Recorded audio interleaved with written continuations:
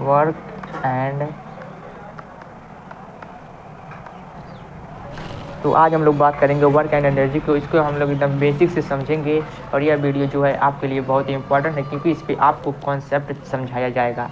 तो अगर आपको भी अपने कॉन्सेप्ट को मजबूत करना है तो इस लेक्चर को अंत तक जरूर देखिएगा। तो चलिए स्टार्ट करते हैं। तो सबसे पहले हम लोग जान लेते हैं वर्क क्या होता है। तो वर्क क्या होता है तो इसको सबसे पहले समझ लेते हैं। तो आप बताइए सबसे पहले मुझे इस क्वेश्चन का आंसर। जब आप कोई काम करते हैं उसके लिए आपको क्या ज़रूरत होता है। मान लीजिए आपको एक ईंट उठाना है, एक ईंट को उठाना है तो उसके लिए आपके पास क्या होना चाहिए। तो उसके लिए आपको फोर्स लगेगा। आपके पास अगर फोर्स रहेगा तो आप उस ईंटा को जब उठाएंगे तो क्या होगा, आपको फोर्स लगाना पड़ेगा, तभी वह उठेगा।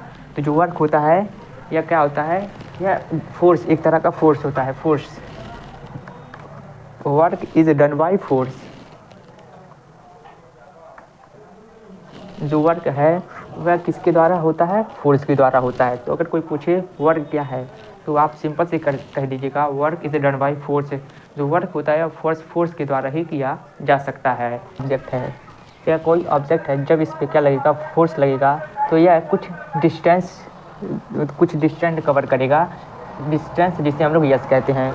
तो वर्क क्या हो गया, वर्क जो है वह force done by force. Work जो है फोर्स के द्वारा डन होता है।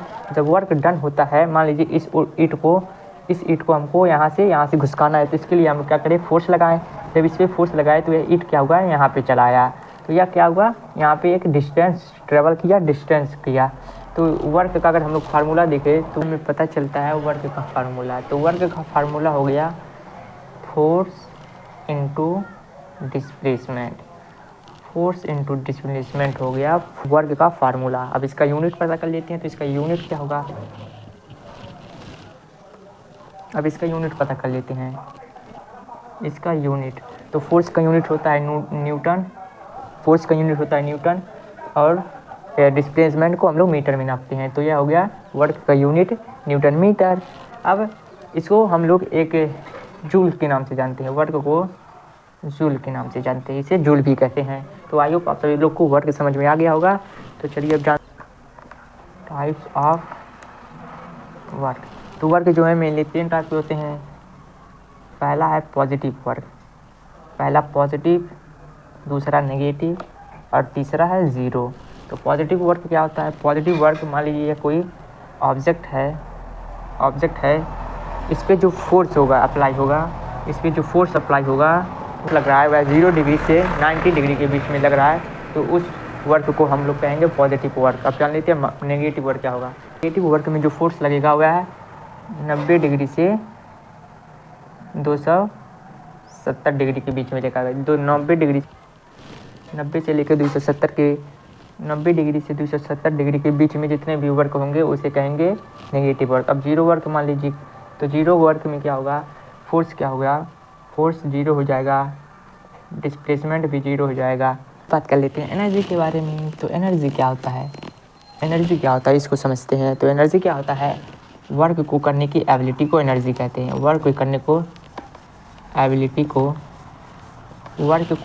की एबिलिटी को मतलब कि काम को करने की क्षमता को ही हम लोग एनर्जी कहते हैं।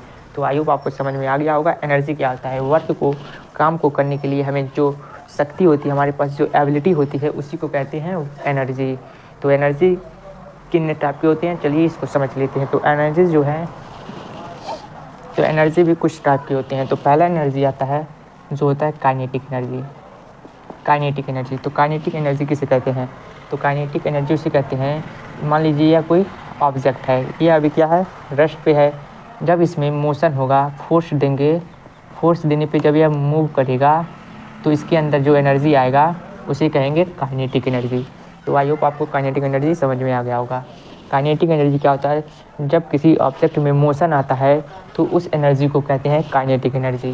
तो अब जान लेते हैं पोटेंशियल एनर्जी को। पोटेंशियल एनर्जी क्या होता है कि जो कोई ऑब्जेक्ट क्या होता है, स्टॉप रहता है, कोई ऑब्जेक्ट जब रुका रहता है तो उसके अंदर जो एनर्जी रहता है उसी कहेंगे पोटेंशियल एनर्जी। पोटेंशियल एनर्जी को हम लोग स्टोर एनर्जी भी कहते हैं, पोटेंशियल एनर्जी को स्टोर एनर्जी भी कह सकते हैं। तो अब आता है next mechanical energy. Mechanical energy क्या होता है, तो मैकेनिकल एनर्जी जो है काइनेटिक प्लस पोटेंशियल एनर्जी को सम करने पे जो एनर्जी मिलता है उसी को कहते हैं मैकेनिकल एनर्जी। तो आई होप आप लोगों को समझ में आ गया होगा काइनेटिक पोटेंसी और मैकेनिकल एनर्जी क्या होता है।